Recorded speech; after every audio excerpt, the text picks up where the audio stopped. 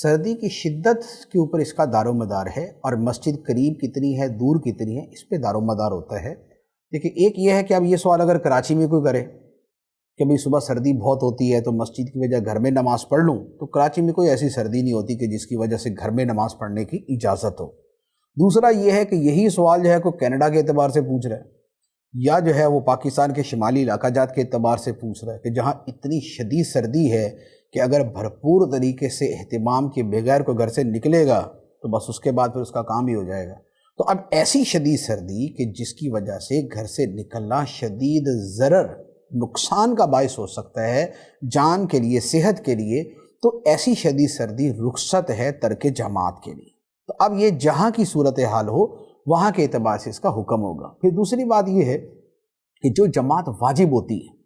وہ واجب ہوتی ہے کہ جب وہ اتنی قریب مسجد ہو کہ وہاں جو اذان ہوتی ہے وہ ہمارے کانوں تک پہنچتی ہو۔